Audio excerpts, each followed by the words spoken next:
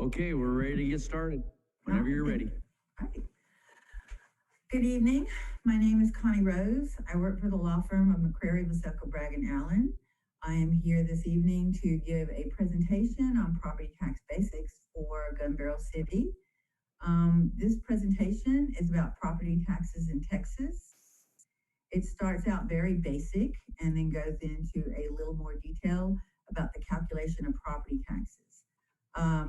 I will, if you will, go to YouTube and pose any questions that you have during this presentation.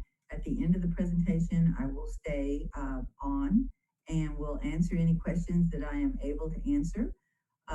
Answers that may require additional research, I can handle those. And also at the very end of this presentation, I will give you my email address so that if you have any questions later on and not during this webinar, you'll be able to get those to me. So here we go, October 19th, 2020, property tax basics. Texas has no state property tax. If you'll notice on the screen, there are 4 different types of taxing units. Those are counties. We have 254 of those in the state of Texas. School districts, 1,000 school districts that have property tax. Cities, there are over 1,000 cities in the state of Texas that has a property tax. And then finally, what we call a special district, which includes hospital districts, junior colleges, emergency service districts, and things that we call MUDs. Local governments set tax rates and collect property taxes that are used to provide local services. This includes schools, streets, roads, police, fire protection, and many other services. Texas law requires property values used in determining taxes to be equal and uniform, and they also establish the process to be followed by local officials in determining property tax values, setting tax rates, and collecting taxes. These are the major participants in the property tax system. It begins with the appraisal districts and the values that they determine. Once the appraisal review board has settled issues arising from these values and approves them, the chief appraiser will then certify those values to the taxing units. The taxing unit's governing body then uses this information to decide on a tax rate. Once the value has been determined and the tax rate has been set, the assessor can then calculate a tax bill. You will see during this presentation how taxpayers have the right to express themselves from the certification of a value to the tax rate set by the governing body. Note that while the state creates laws and rules for general governance of the property taxes in Texas, everything else is done on a local level. Your appraisal district is local, your tax assessor collector is local, your governing bodies is local, and of course you have your taxpayers. Now, the Texas Constitution, this has to do with property tax laws. The Texas Constitution has very specific requirements specifically for taxation. Article 8, Section 1A of the Texas Constitution says taxation shall be equal and uniform. Article 8, Section 21 provides for notification of property value increases by the appraisal district, a public hearing regarding revenue increases by the governing body, and an estimation of your property taxes. The property tax code requires specific procedures regarding that valuation, the calculation of certain tax rates, taxpayer protest rights, and public hearing notification and participation. The Comptroller's Office has created the prescribed forms used to create these rates and to facilitate the process. Recently, the Comptroller's Office created all new calculation worksheets and notices concerning a process called Truth-in-Taxation. And I have several slides that will talk about this process that is labeled Truth-in-Taxation. Some more with property tax basics is the appraisal district's governance. Local taxing units elect the appraisal district board of directors. Each taxing unit's vote is based on the amount of taxes levied by that taxing unit. The board of directors then hires a chief appraiser, which is the chief administrator of the appraisal district. Property tax professionals are governed by the Texas Department of Licensing and Regulation. This is a state agency. This agency certifies appraisers as property tax professionals. It involves individuals taking numerous courses, extensive testing, and several years of actual experience before an appraiser can become certified as an RPA, or what they call a registered professional appraiser. Property tax basics appraisal will appraise your property. Once they have appraised your property, they will send you a notice if they have increased your property value, or if it's brand new, or if you're a brand new owner. And then you're going to have the right to go to the appraisal review board. Property owners can protest their value to the ARB if they think the appraisal district's value is incorrect. But even before going to the ARB, they can go directly to the appraisal district and sometimes resolve an issue without having to go all the way to a protest. If you go to the ARB and your protest is not successful in your eyes, there are several what we call post-appeal procedures that property owners can have. The appraisal district's values are also checked by the comptroller's office. They have two ways that they check the appraisal districts. One is a property value study. The others is a methods and assistance program. Of course, one is called a PVS. The other one is called an MAP program. The comptroller's office, while property owners protest their individual property values, the comptroller's office is looking at the overall values, the values of all properties, and also how the appraisal district arrived at those values. So the county tax assessor collector is another person involved in this process. They are an elected position, elected by the voters of the county. It involves the assessment process, usually done by the assessor collector. It involves the calculation of certain rates. The assessor, once they have received all the pertinent information about the values, will then calculate certain rates, and then when the rates are adopted, they'll calculate a tax bill and finally mail that tax bill. Once the tax bill is mailed, then the assessor is going to put on their collector hat. The collector is responsible for collecting property tax payments, reconciling those accounts, and distributing the funds according to the tax code. The collector will send out numerous notices to make sure everyone pays on time. The governing bodies, again, we have elected officials. They're elected by the voters. The governing bodies include things such as commissioners court, city councilmen, and school board trustees, as well as the head of each one of those taxing units, county judges, the mayors, and the school board presidents.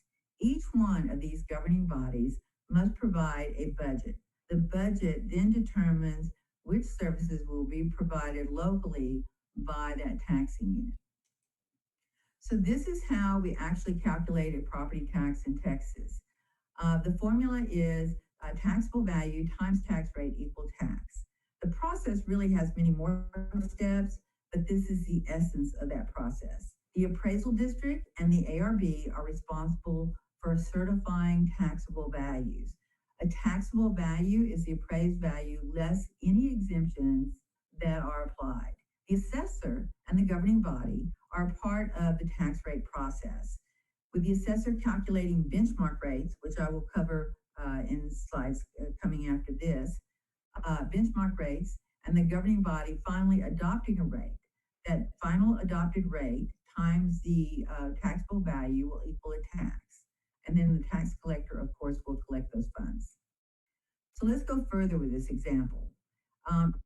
If you have a property that has a $100,000 taxable value, and you multiply that times what I would call a 9-cent tax rate for $100 of value, you would come up with a tax bill of $90.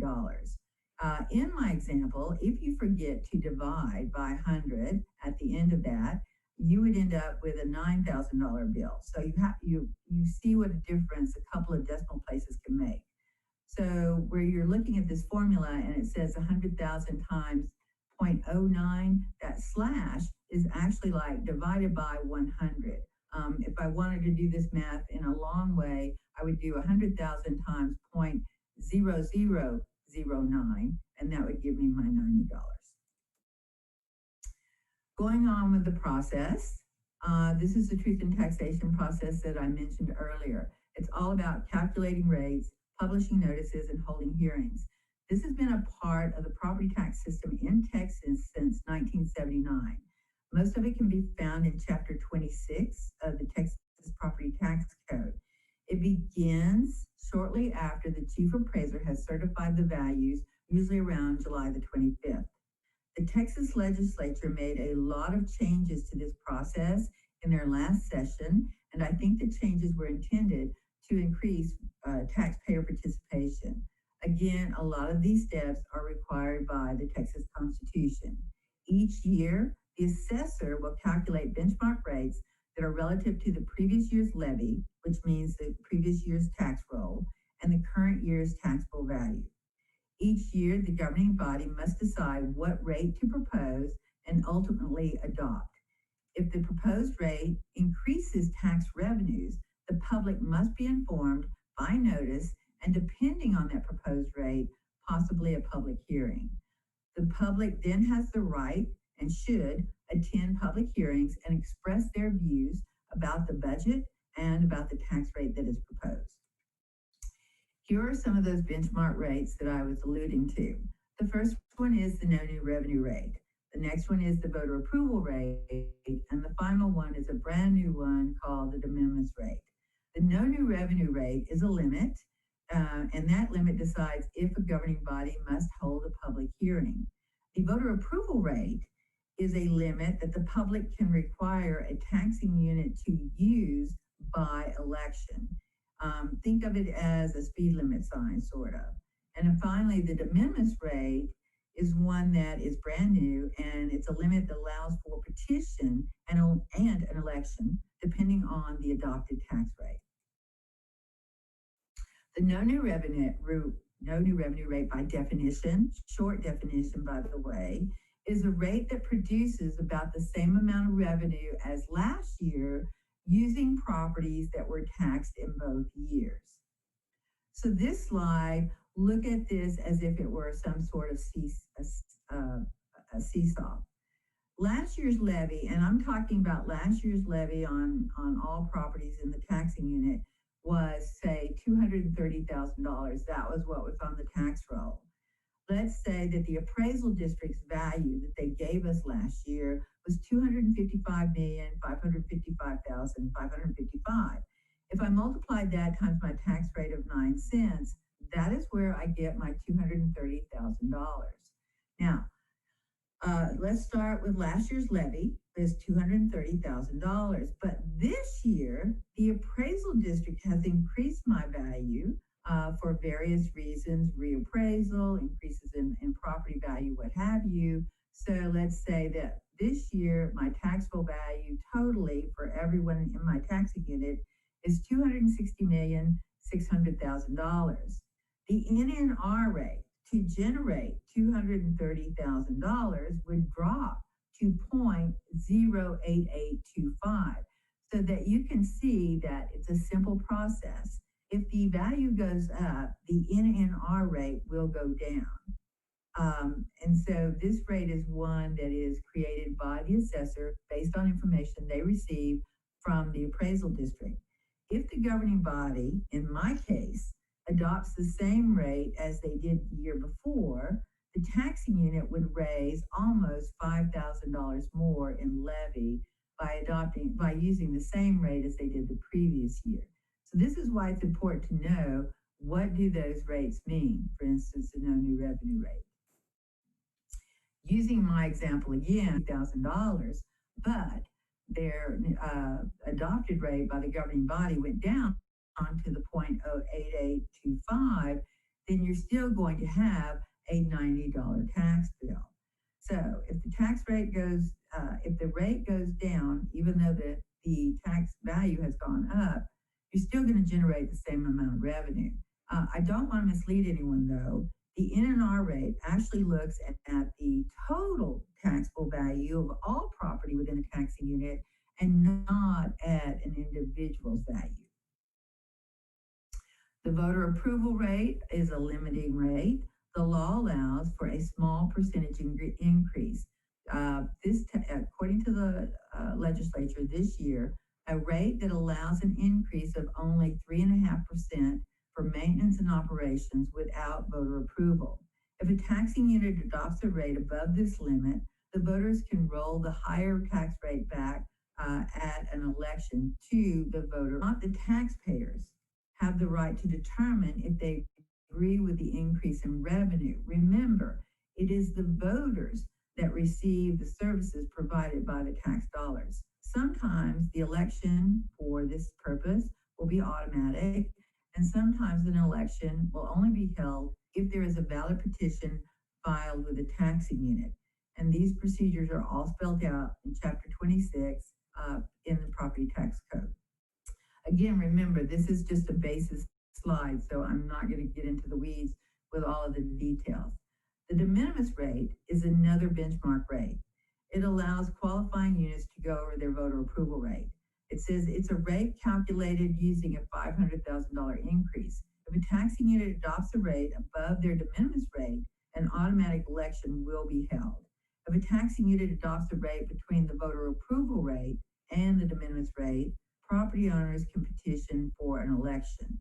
The outcome of an election will determine what the ultimate rate is. By the way, it only takes 3% of the registered voters on the most recent voter registration list on a petition. The legislature did two things this last session. One, they made this increase on a voter approval rate drop from 8% down to 3.5%. Also, when they created the de minimis rate, they put in there, instead of having 7 to 10% of the registered voters file a petition, only 3% of the registered voters have to file a petition. Here's an example of a governing body adopting a rate above the voter approval rate but below the de minimis rate. So let's say the no new revenue rate calculates out to be 0.8825. The voter approval rate calculates out to be 0.09133, because remember, it has a 3.5% increase in it. And the de minimis rate calculates out to be 0.12345. Now, these numbers were actually just made up, so I didn't go into any great detail. Just wanted to give you an idea of what these were like. Let's say in this case, the governing body actually adopts a tax rate of 0.09551.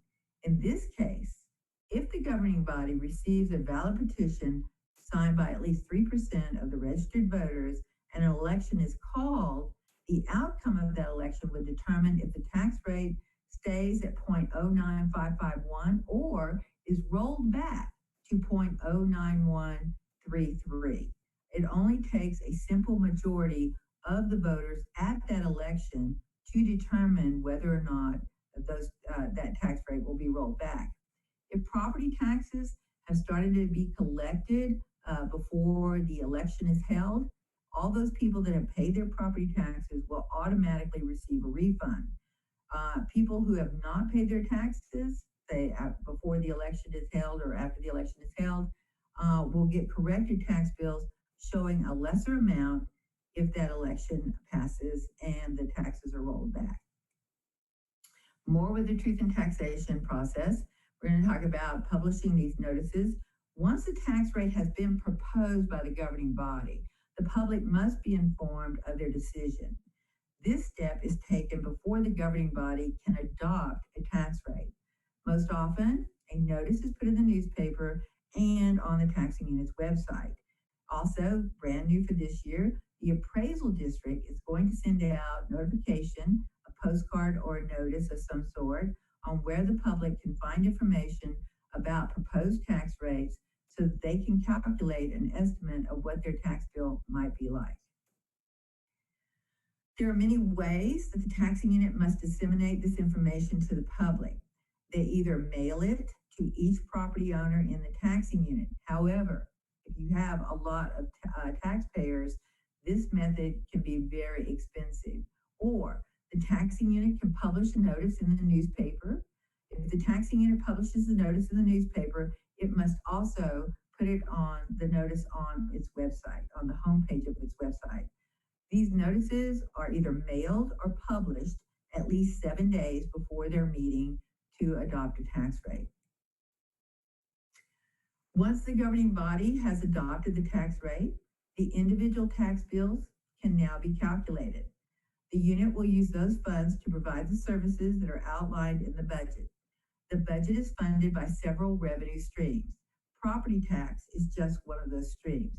Other revenues that contribute to a budget are sales tax and fees and licenses.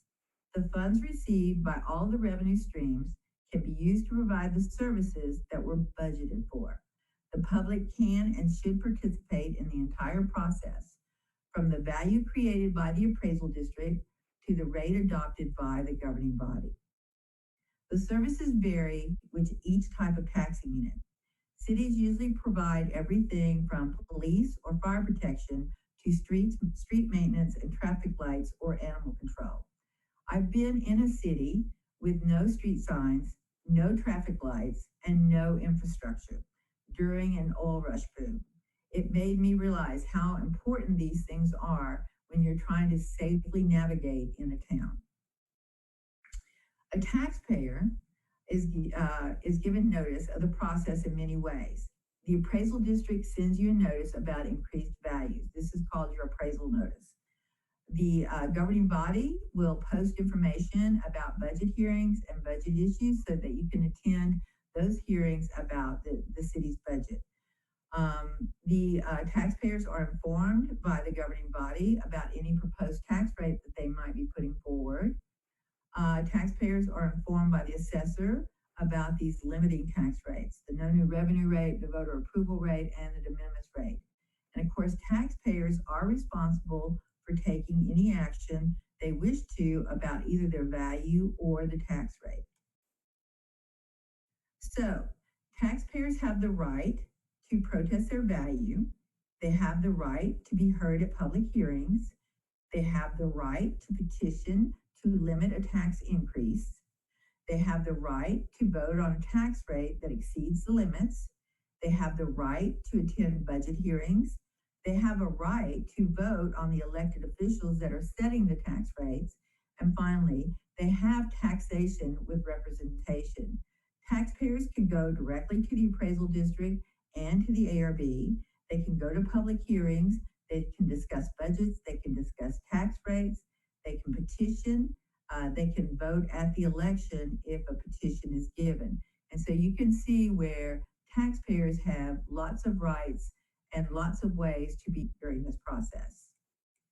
This is the last of my slides. This is a slide with my email address on it. I would be happy to respond to any questions you may have after the webinar is over, or any questions that you have now. Hi, Connie. This is Yes. Jeff Harnswell, the city manager. Thank you so Yes, much sir. for your presentation.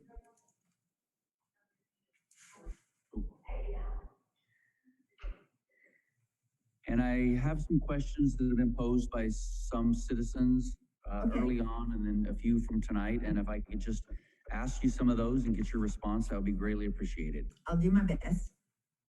Okay, first question. Voters are being asked to vote to reestablish a property tax, so monies raised can be used for road building and maintenance and to hire more police and fire personnel. Is the city legally obligated to use the monies for those three items only, or can the monies be spent somewhere else? Jeff, I'm afraid I can't answer that question. That's out of my purview. The property tax code and my expertise lies in how to calculate property taxes and what the tax rate limits are and that sort of thing. The tax code tells governing bodies how to create tax rates and what their limits are. It does not tell them how to spend the funds once they are collected. That would be a question either for the Attorney General's office or some other code that I don't have expertise in. I'm sorry. No, that's okay. I just wanted to clarify. We have a lot of questions about Sure. whether we can encumber the city, and I understand. I believe that the property tax revenue goes into the general fund. Yes.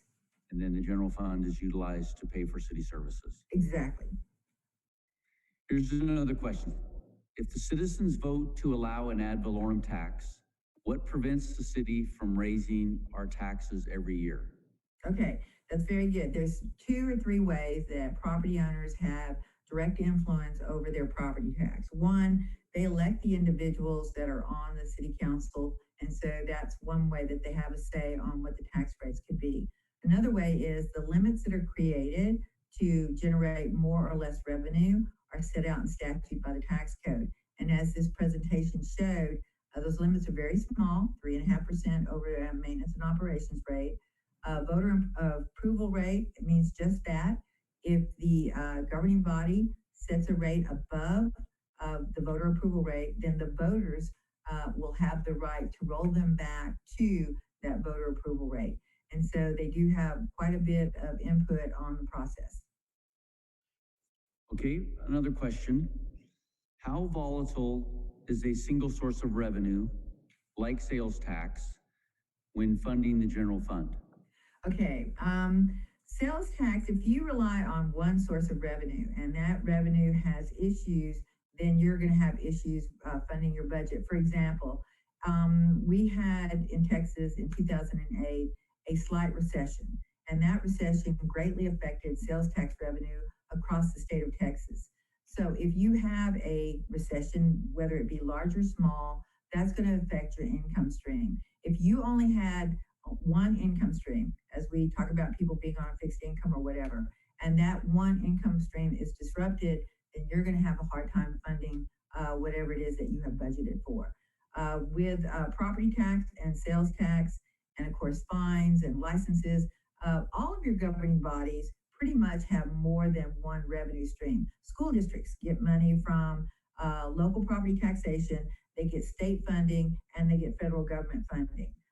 Counties get funding from fines, fees, licenses, recording of deeds, things of that nature. Some counties even get sales tax funds and they get property tax funds.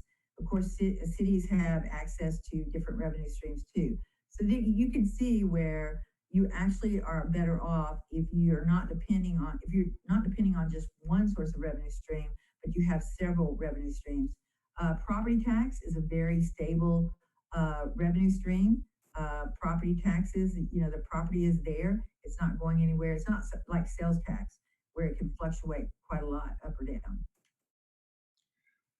Okay, could you explain a little bit what is bond debt and how cities pay for bond debt? Okay. I didn't mention this in my slides. I thought maybe that was getting a little too deep. The property tax rate that I discussed or I've talked about several times can be broken down into 2 separate components. According to the tax code, there is a maintenance and operations tax rate and there is a debt tax rate. Maintenance and operations tax rate pays for your daily, day-to-day situations. A debt tax rate pays for long-term debt. Long-term debt, by definition in the tax code, is one that lasts for longer than a year.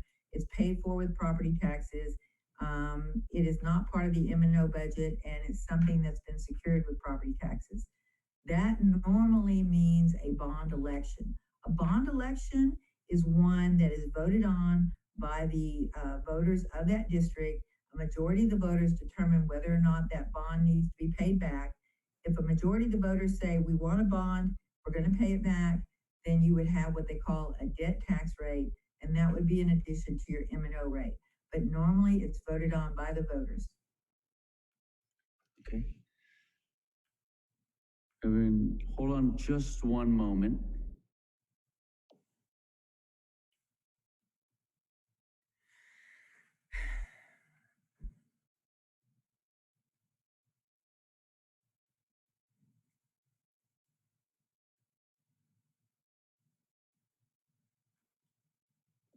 Here's a question, I'm not sure if you can answer it, but Okay. how does the Gun Barrel City Charter, which requires taxpayers or citizens to approve any tax increases, how does that affect the 3.5% allowable tax rate if our charter prevents any raising of the tax rate? by Okay. definition. Right. Well, that would be, I don't know how, I'm not a lawyer, so let's start with that. I don't know how much precedent it would take over what the tax code says. The tax code and the legislature have allowed for a 3.5% increase. If the citizens of Gun Barrel City have a lower threshold than that, I would think that that would have to be something that would be discussed, locally.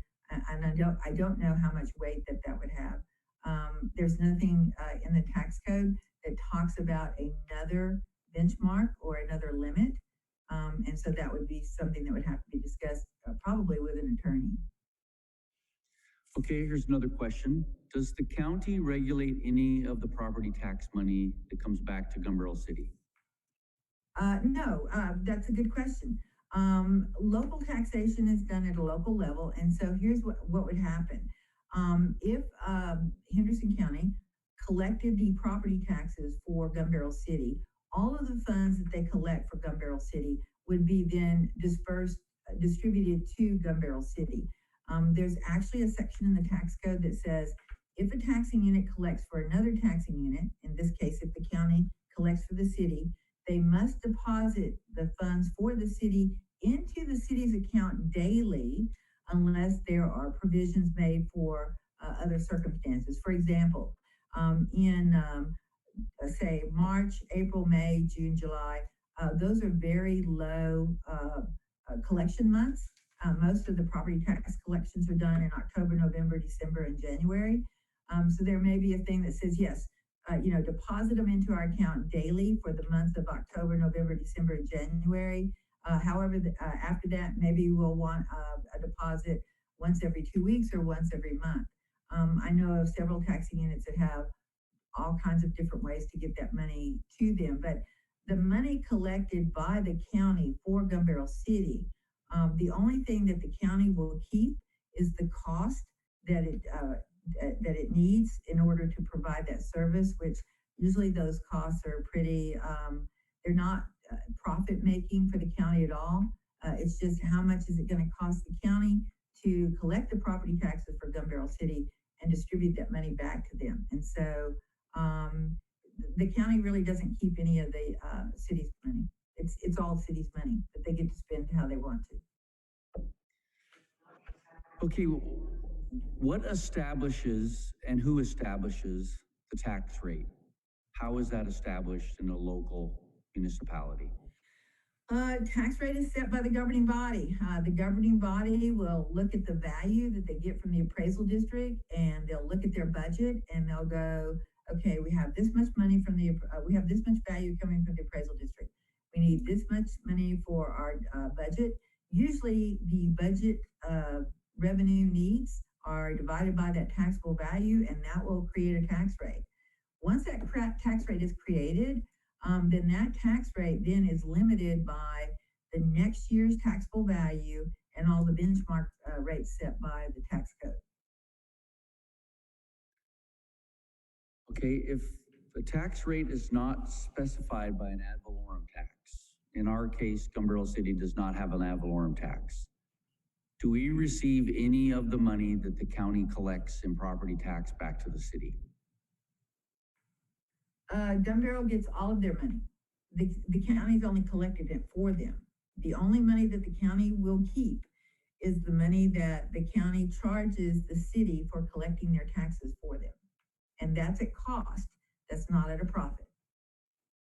I think what my question is, I know a lot of citizens are under the misunderstanding that we receive they all pay property tax. In Gun Barrel City, I believe in 2018, they paid over $6 million in property tax to the county and to the school board. I think it's actually about $8 million. Okay. But without an ad valorem tax, which Gun Barrel City has zero at this point, right, none of that money comes to us, correct? Correct. That money stays strictly with the county and it stays strictly with the school district. So yes, that money that is collected that they're paying for county services. For instance, the sheriff's office, and like say the deed recordings and the JPs and all those sort of things, that's what their county taxes pay for. The taxes they pay to the school district, of course, go to pay teachers' salaries and all of the things that the school district provides. So each one of those taxing entities, as I said in the very beginning, like my second slide, talked about how we had counties, everybody's going to pay a county tax. We have school districts, everybody's going to pay a school tax. We also have, like say, city taxing units, and we have what we call special districts. According to the comptroller's office, there are 34 different types of special districts. They include junior colleges, hospital districts, emergency service districts. So each one of these taxing units, they can all be collected or have consolidated collections with the county. Once the county collects all that money, it will distribute all of those funds back to the taxing units applicably according to what they've collected for each one of those taxing units. And that's their money to spend. It's their revenue. It's only collected by the county. Okay, another question. Is it common for a city not to assess ad valorem taxes? I'm ignorant on that. I have no idea how many cities or incorporated cities are within the state of Texas. All I know is that the last time I was at the comptroller's office, the information I had was that there were over 1,075 cities in the state of Texas that had a property tax. I know that not all cities have a property tax, such as Gun Barrel City, but I also know that there's over 1,075 cities that do have a property tax in the state of Texas. Okay, another question. What exemptions, if any, are available and who makes those exemptions? Who determines who gets those exemptions? Okay, there are several exemptions available to a city government. And it is depending on the city government gets to decide which exemptions they would like to give. These are called local option exemptions. We have some state mandated exemptions for school districts, but there are no state mandated exemptions for cities unless it has to do with disabled veterans or disabled veterans surviving spouses and first responder surviving spouses. Other than those state mandated exemptions, the local option exemptions are up to 20% for a property that has a resident homestead on there. So if I had a $100,000 house and I had a local option exemption of 20%, I would get an exemption of $20,000. There's also exemptions for people that are over 65 or over, and for what we call disabled people, in other words, individuals that qualify for SSI. If those local options are adopted by the governing body, they can give a dollar amount of exemption beginning from $3,000 and going up as high as they would like to go. The up to 20% local option exemption is just for resident homesteads. They don't have to be over 65 or a disabled person. And it can be an exemption amount from 1% of the property value all the way up to 20% of the property value. I know here in the city of Austin, they only gave an 8% homestead exemption and recently increased that to 10%. If the governing body does not feel like it's appropriate to give an exemption, a local option exemption, the property owners can petition for one and have an election. Again, when they petition, it's to petition to have an election. It's not petition to actually have the exemption. Again, because these are local options, meaning that they can be given locally, but they can also be rescinded because they are not state mandated. And so this would be something that the governing body would have to look at the taxable values. Let me just say something as a person who's been in the property tax business for over 45 years. Every time you give somebody an exemption, someone else is probably going to have to pay more to make up for the difference. In other words, you have a finite number of levy or tax roll that you're supposed to have, and every time someone else is not paying, and I'm not going to say their fair share, but every time somebody is not paying their portion, then someone else is going to have to step in to pay what someone else is not paying. And I'm sorry, that's my opinion, so. And math. Okay, I think that concludes our questions. Okay. Can't thank you enough for participating and providing us with this presentation. I'm hopeful that the citizens that watch get some of their questions answered. You've provided them with some information, and any of the citizens in Gun Barrel City that would like any further clarification, feel free to contact us at City Hall. Absolutely. My Thank you very pleasure. much. And if y'all need me for anything else,